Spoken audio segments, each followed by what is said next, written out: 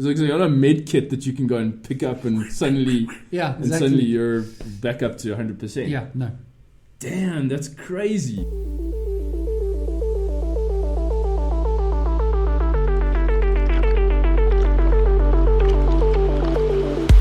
Hello and welcome to the Spaghetti Junction podcast. I almost forgot what the damn name was. It's not good. It's not very helpful for anybody. My name is Bruce. And I'm Gareth. Hey guys, welcome. We talk about things. We just don't know where they're gonna go. Yeah, that's true. That's I promise much you we have a subject, guys. And talking about subjects, what I'm going to do for the first time that we've been promising is actually tell people right at the beginning of the podcast what we're actually going to be talking about. That's actually very helpful. So today we are going to be chatting about how would young people today handle being conscripted to actually go and fight in a world war. Sure. Basically, I've been watching a lot of World War I, World War II documentaries lately. I find that very interesting. And obviously, Gareth and I differ slightly on on these things. Yeah, no, I'm just kidding. But no, I don't like them. But I thought it would be quite a cool subject to talk about because of young people these days, young adults these days. So and they're all very much in social media, gaming, and everything like that, and that kind of thing, and so protected, you know, especially in the Western world. Yeah, you know, yes, there are kids all over the world in various countries where civil war and war is still a daily part of their lives in the 21st century. Great, we get that. Don't worry. But if you were the average Western kid who grew up with, you know, a cell phone and PlayStation, great. You know, I think you should leave it there. Would you be able to handle it? There we go. Because otherwise, we're going to be doing the whole freaking topic right now. I mean, it's good, but yeah. Yeah, there we go. So yeah, not too much going on. Gareth's working. I've been on a little bit of a break, but yeah, this week I managed to push 57 hours. Dude, that is hardcore. Thank you. I'm the Bruce Willis of scanning files. Sky's blue, water's wet, and Gareth works hard. And if you missed that movie, movie reference, go look it up. Good. Did you get it? Obviously. Nice. Well done. Come on. Yeah, so dude, I'm just working hard because I'm only paid by the hour. That's so okay. If I don't work, I don't pay my rent. I have to fix my car. My car was fixed, and now my seat broke. So now I've got to find a seat somewhere. They're normally, but it's not easy to find them. But I only want a second-hand one, and they're roughly between $250 and $400. One idiot said to me, and they're used, he wants $1,500. Damn. I said, bite me, whatever I else called him. Well, I didn't because it was a message that we wrote. Basically, for some other motorists, sloppy seconds. Expensive sloppy seconds. Very. So I'm not doing that. I'm just trying to find. And once I've done that, then I could roadworthy and I can be legal. That's it. And I mean, come on, you want your. I mean, when you're driving, you want your butt to be comfortable in. That's right, while Bruce. you're driving. I mean, I want mine heated. I think you might have to pay a little bit more for that. Yeah, you're right. Let's not do that. Yeah. And then I hear that you're uploading your music. Yeah, so I decided. Okay, I've been getting into singing as well as playing guitar. For those who don't know, I've been playing guitar for quite a few years. A long time. Music teacher. That's it. And I never really sang. And now it was probably good for the people around you. I'm just bringing that up Hey, dude, now. you said it, not me. I'm not self-deprecating in front of people anymore. No, good. I just tell everyone I'm a but freaking you awesome have advanced rock star. really well, by the way. Thank you so much. I really appreciate it. And so I've decided, okay, I'm working on singing and playing and that kind of thing. It's a new challenge. So I've decided I'm going to start uploading just, vocal covers now, singing and playing onto Instagram. And did the first one today. Well, what is And your Instagram? my Instagram is BK Muso, all lowercase. So if you guys want to go and follow me on Instagram, absolutely. you're welcome to. Nice. I'd appreciate it if you would, guys, because... No, wait a minute. You do already. I do already, okay? So that's not very nice. I think I am. And so I was very surprised when I went to upload my first video that it wanted me to sign into my Facebook account, because I've got, normally you just upload photos and stuff to Instagram, and it's fine. Yeah. And my issue is that I haven't been able to access my Facebook account since I forgot my password. And you can't and the email address that I used when I first registered on Facebook, I don't use anymore. So if they want to send me a new password, I'm screwed. Yeah, pretty much. So I actually had to now finally create a new Facebook account just so that I can upload videos to IGTV. For some reason. Who are IGTV? IGTV is the option on Instagram to upload a video longer than 50 seconds. Got you. If you just want to put one in your feed, just quick hit videos up to 50 seconds. If you go to my Instagram, I've done small guitar solo videos, and I was doing those because of the fact that they're just short videos, which was super easy to do. Never had an issue. It's great, dude. And this time, so fortunately, it was easy just to create a new Facebook account, and then Instagram accepted it. So little random Facebook account. Yeah. So yeah. It's got a new photo at least. Would you other than that, post your music on that as well? Probably not. I'm done with Facebook. I really am. I haven't been on Facebook for, and I'm not lying on this. No, no. Okay, me personally, Gareth, I haven't really had an account for years. The only account that I have is for my beanie company. Well, there you go. But I don't interact with anybody because I'm seeing that as my business Facebook, and that's it. Yeah. Which, by the way, is beanie clothing. I'm just waiting for a freaking investor who sees my vision. Definitely not now with the virus. So maybe it won't happen now. It may happen in a few years. Dude, beanie clothing could have gotten in with the masks, man. Like you. I know. Like, dude, I could have used my logo on the one side. How cool would that have been? Well, dude, you know what? I don't think this is going away anytime soon. You can still get onto it. Actually, that's a good I actually plan. know someone who makes masks. Dude. What do you think? Come on, man. Even if one little dude, go for it. And then I would put the wings on the one side. Funky coloring, just go for it. Interesting, Bruce. Yeah. Wow. That's awesome. Sure. I shall champion. Bazinga! Wow. Oy vey.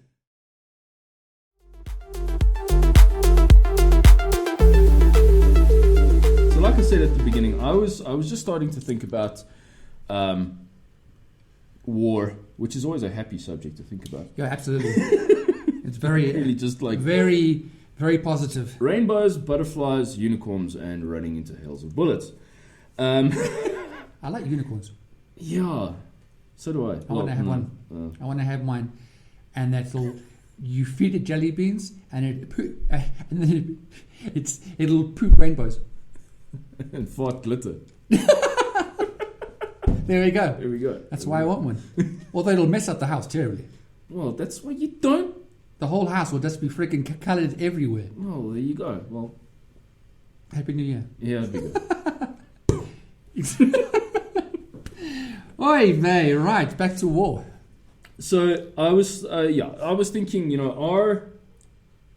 would young people today, your normal average Western young people, 18, 19 years old, which is basically the youngest people can either volunteer or be conscripted for military service, would they be able to handle being thrust into an actual battle like we saw World War I, World War II, where you're up against, machine gun fire, artillery, all of that kind of thing. That's crazy.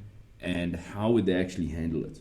You know what? There's my nephews and I know millions others. They play online, shooters. Yeah. And a lot of them will, take it as this could be the war and so forth. The one is called Modern Warfare. Correct. COD and the new one is out, but I think a lot of them take that as like, I wouldn't say seriously, but that's their view of war. Yeah, and that's it, and it could be a conditioning that, and it could be a very harsh. It will be a very harsh reality, dude. When those bullets actually, you don't just get a reduced energy bar. And you do a shield and okay, exactly. I'm alive again. And you can kind of, or in like in airsoft where you can respawn, that kind of thing, and then get back in the game. Like, sorry, a bullet hits you, you're dead. My brother, because he played it a crap load. Yeah. He used to play it for hours on ends, and he told me that one night he had a dream where he was actually in the game. Wow. And he said it freaked him out. Yeah. Because he knew that if you're going to get shot, chances are you're going to die. And it freaked the bejeebers out of him, and he's just like, okay, I think I'm playing this game way too much. That's very interesting, because even in a dream state, his brain was telling him, this is not a game. Yeah. So he was in the game, but he knew that he was actually, if something hit him... Reality. He didn't have any shields. Wow. He didn't have any, health bar. If he gets shot, exactly. he's done. It's like a med kit that you can go and pick up, and suddenly, suddenly you're back up to 100%. Yeah, no. Damn, that's crazy. Yeah, it freaked him out. And I was like, I don't think I'm going to be playing that for too long. No, absolutely. Jeez. I mean, my thinking is that, kids in the Western world are probably more protected and more disconnected from that than any time in history. We have, their lives are so easy, and everything is lived on social media, and everything's about the latest phone or the latest video game, or that kind of thing, and suddenly you get thrown into living in the middle of nowhere, where you're getting bombed and stuff thrown at you, and reality will come very fast. Exactly right. Yeah. I do think though that my certain people have the personalities where they would be able to handle that situation better than others. That kind of thing. So if I think back about I read American Sniper by Chris Kyle. I watched the movie. Exactly. Okay, so I've seen the movie as well. Yeah. I've got the book. The book is great if you read it thinking about all the text in a southern accent, though. Because that's how Chris Kyle spoke. Well, look, I'm impressed that you actually read, because the only thing when a book comes out, I wait for the movie. Actually, the book for me is always better than the movie, hands down. No, absolutely. And the way he approached it was very interesting. I think he was also older. He wasn't 18 or 19 when he volunteered to join, and he volunteered. It wasn't like he was, forced to do it because his government told him to. Yeah. He wanted to go, and he wanted to go and serve his country. Yeah. And he very logically understood that he was going to be killing people. And he got on. It still must be hard to make your brain think that, because I feel that we're not made intrinsically to kill somebody. Yeah. Unfortunately, there are many, thieves and whatever that do it easier, and I think that they've just been conditioned. Yeah. I think there is you talk about that conditioning, and I think there is something in the human psyche that one needs to override in order to actually make that action, whether you are a criminal or whether you are someone who is going for military service with the understanding that you're going that when you pull a trigger, understanding is good, but your brain isn't set or wired. Exactly. And I think the training however good the training could be, nothing prepares you No, for that can't. first time. I think according to I'm not too sure. This is where the movie and the book differ in American Sniper. Yeah. Because in the movie, it tells you his first kill was a young kid carrying a grenade right at the beginning of the movie. Sure. But the problem is that isn't in the book. So it's very interesting. But I mean, it's a harrowing scene because I mean, here he is, and this kid and his mother walk out of a house. The mother hands the kid a grenade and tells the kid to run towards the American troops that are advancing down the street. Chris Kyle was on Overwatch on a sniper rifle, and he was like, this is your first time.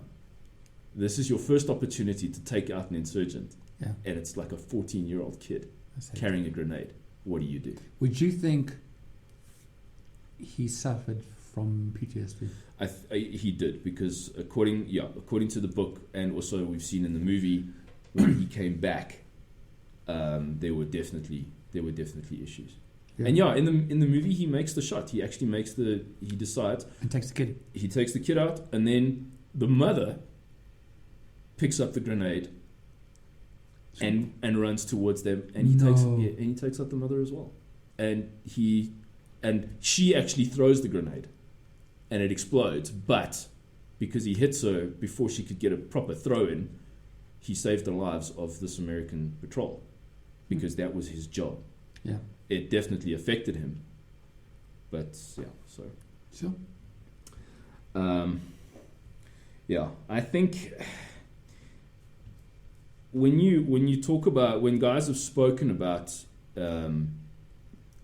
being in combat situations, though, it also talks about how it's probably some of the most incredible. There are some of the most incredible highs and adrenaline rushes you could ever imagine, which is probably why a lot of guys, when they come back, although it's such a harrowing and terrible thing to be in, they actually end up missing it, because and that might also be, I don't know if this came into what you researched, but the could this be an aspect of PTSD where you come home to a very normal, like the most normal everyday life you can imagine, after being in this kind of environment where it's just combat every day? What I found, and I said that an official diagnosis of it requires exposure to obviously to a traumatic event, and they broke it down to 4 things. The first is it includes reliving trauma through intrusive memories. The second was avoidance of any reminders of trauma, persistent negative thoughts and emotions associated with trauma, and hyperarousal, which is consistently feeling on edge, particularly in response to reminders of the trauma. Right. And people may be easily startled, feel irritable, or have difficulty falling asleep. Yeah. If you because during your time in that environment, you've had this conditioning to be on edge. Yeah. And then you finish your tour of duty, and you're suddenly thrust into absolute normalcy. And with a lot of these guys, especially in the American military or whatever, most of the guys, they still subscribe to getting married, having families, that normal household. Then they come back to a wife and kids, and to try and reconnect with that. Yeah, it's just it takes them a long time, and then they end up alienating their families and all that kind of thing. Yeah, you know what's very interesting? I love this part. It breaks down 3 parts of the brain basically that gets affected by PTSD. So PTSD can result in the changes to the brain, but it may not. It says that it may not be permanent. Okay, It affects specifically 3 primary and several others in the brain, but principally the number 1, the prefrontal cortex, the hippocampus, that sounds like a random animal who goes to a school, hippocampus. Sorry, that was really bad, but I had to bring in a little bit of joy in this. A little bit of levity into this very this dark conversation. And the medulla. Okay, now check this out. This is very interesting. The prefrontal cortex, okay, number 1 of 3, helps people set and achieve goals. Right. Okay. It affects a whole pile of stuff, which this is very interesting. It affects predicting the consequences of one's actions or anticipating events in the environment. It affects you by impulsive control, managing emotion reactions. It affects planning for the future, coordinating and adjusting complex behaviors, and very interesting, the prefrontal cortex also plays a big role in personality development. It helps people make conscious decisions according to their motivations. While the prefrontal cortex does not house a person's entire self, it does contribute to your more complex attitude and choices that form a personality. Wow. Sure. And I think PTSD is also very, it's a lot of people think that this is something that I had to sort of unlearn about human personality, is that a lot of people think that you're born with one personality and that's your personality the whole way through your life. But we've seen, like with something like PTSD and other things, that a personality can be changed either subconsciously and deliberately, or by circumstance. Yeah, which is crazy. So the second part of the 3, and what's lovely about this? Lovely. It's not, where did that come from? Wow. I apologize for that. It's lovely.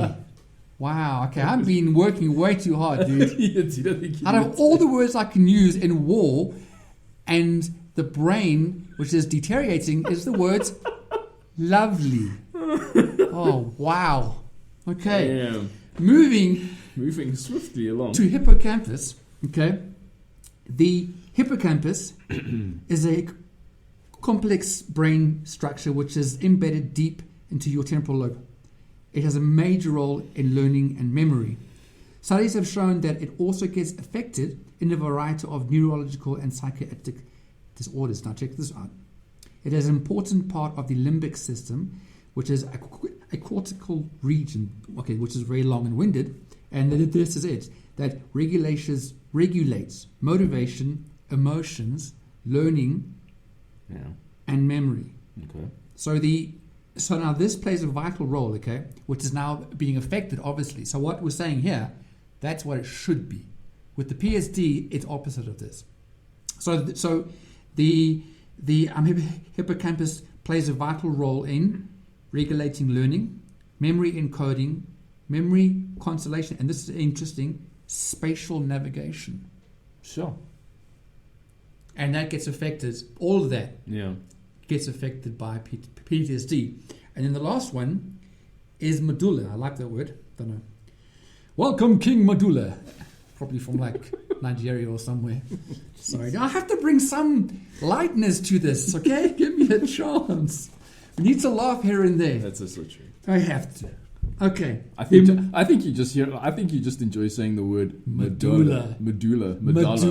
Medulla, yeah, no, that's an old person. Aren't you talking about the medulla oblongata? Yes, I am. I just felt like saying medulla, okay? Fine, sorry, Bruce. It's the medulla. Oblongata.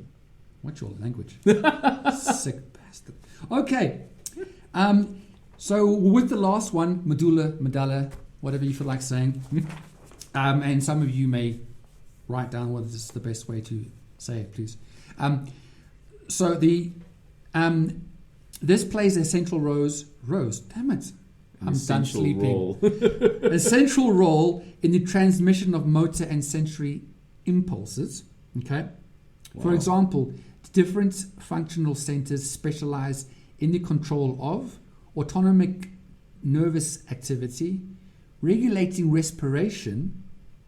That's pretty crazy. Heart rate, and take this one out, digestive processes. This is affecting all this stuff. It's crazy. Yeah.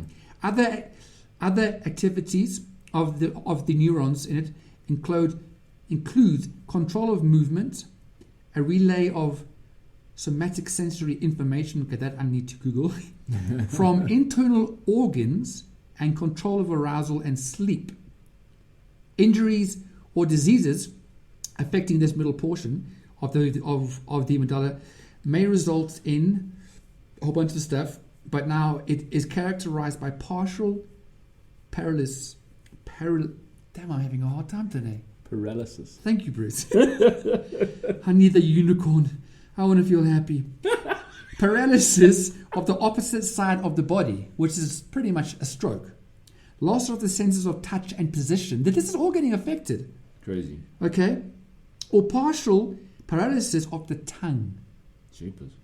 Injuries or disease of this lateral medulla may cause lateral syndrome, which is associated with, and this is the final part, check this out, it's associated with a loss of pain, temperature sensations, loss of the gag reflex, and difficulty in swallowing, vertigo, vomiting, or loss of coordination. Jeepers. I want to go now. I'm finished. So all of that, dude, is PTSD. And I didn't know all that stuff. I'm pretty sure you didn't know, I didn't know. Like the basics of it, and that's what some people go through. Yeah, it's hectic. It's crazy, dude. Yeah, I gotta be honest. Okay, let's get back to the whole thing of would young people be able to handle this in this day and age? And I was just thinking, and with everything that we've got coming at us in social media, the way kids are brought up now, and that kind of thing, I think on a basic human level, I'm still positive that a lot of, especially boys, let's make this about boys now, because it is. Mostly men go out and fight. It's mostly men. So it is our boys, it is our men that are affected by this. On a completely base sort of carnal level, boys are built for aggression. Okay, this is it. It's a lot of how we're. I think so. I do, because not every boy comes out and wants to. Exactly. Hit the doctor. I know. But if you think about how, if you deny giving a boy toy guns to play with, they'll still go out and find a gun. They'll still make a gun out of like a branch or something like that, and that kind of thing. So there is this inherent need in boys for a battle to fight. It can be a tiny battle, or it can be a let's go to war kind of battle. Yeah. And I think that I'm fairly positive that most would step up. You think so? I'd like to believe that. Or do you I'm nodding the other way. You kind of thinking that maybe. I really don't think that. I think things are very different to the World War I and World War II, where they were actually literally saturated in the whole idea of war, and I just feel that it's like when we years ago in South Africa, when you had to sign up, and you had either the option to sign up or you go to jail. Pretty much conscription. Chances are I probably would have been in jail because I don't want to kill anybody. Yeah. Now it's not to say that I don't want to step up. And look after, to protect the country and stuff. But I just feel that that not every boy is going to go, yes, I can go out, because they're only thinking that they will have possibly is, oh, I can have a gun now. Until they're out there, then they're going, crap, I shouldn't have done this. Now, that's just my feel. I mean, that's what happened a lot with especially a lot of the men and boys that went out to fight in World War One.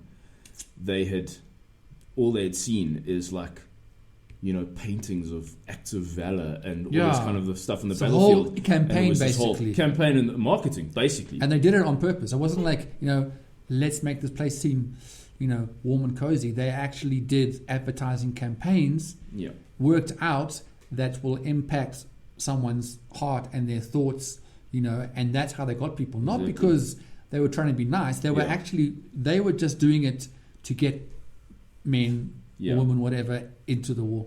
And they didn't actually care about the actual after effects at all. That was definitely a horrible wake up call for a lot of these kids who went. For sure. 17, 18, 19 years old, and sorry.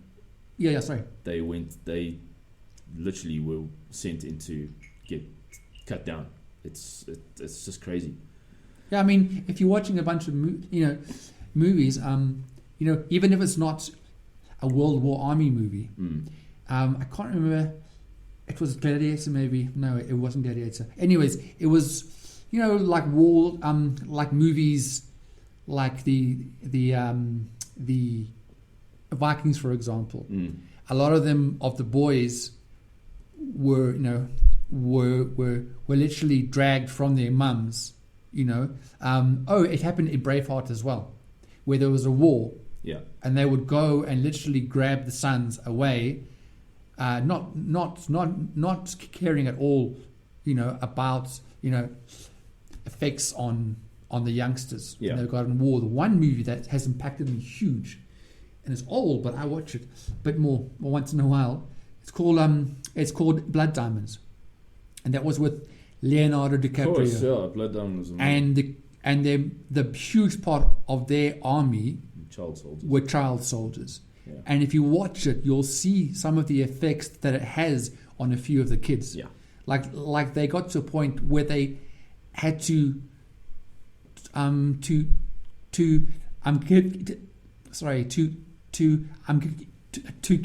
third time lucky, Bruce, to give them drugs, to basically get their system down to such a level, numb them to the exactly effects, they would numb them to a point where they would actually just go out and fight, because that's how it was. It's absolutely crazy, and that's impactful.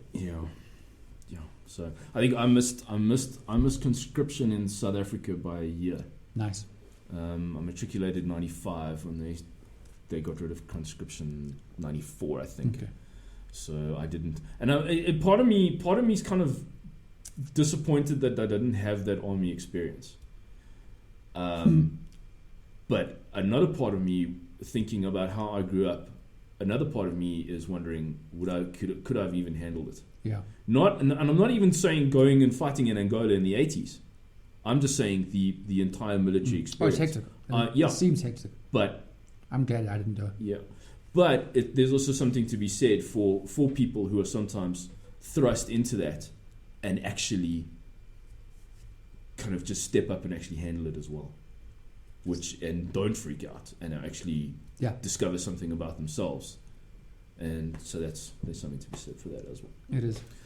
We are at the half an hour mark, which means that we are going to stop going down this rabbit hole. Otherwise we'll be here for a very long time, and we don't want to put you through any more of that. And we do try and, but it was good, Bruce. A little bit more. We do try and be disciplined by keeping this half an hour. Pretty well. No.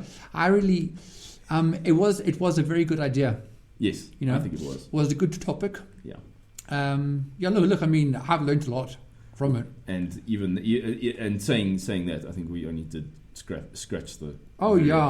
Scratch the surface, tip of the iceberg. Pick your tip of the iceberg. Pick your descriptive. Whatever. I don't know. Analogy. Anyway, I don't know. Maybe that wasn't even the right word. Well, I think maybe I need as much sleep as you do. Well, dude, thanks, man. Cool. I thought it was great. Yeah, without further ado, Cool. Let us know what you think in the comments. It'd be great to come on, interact people. with everybody. Write something, Yeah. subscribe. So how's it? Yeah. Like, comment, subscribe, and share. Yes, thank you, Bruce. That's beautiful. And hit that notification bell. Ding. Yep. So you get notified of when we upload new podcasts. Absolutely. Thanks very much, guys. Thank you, guys. Thanks, dude. It was cool. Awesome. See you See later. ya. Cheers. Bye.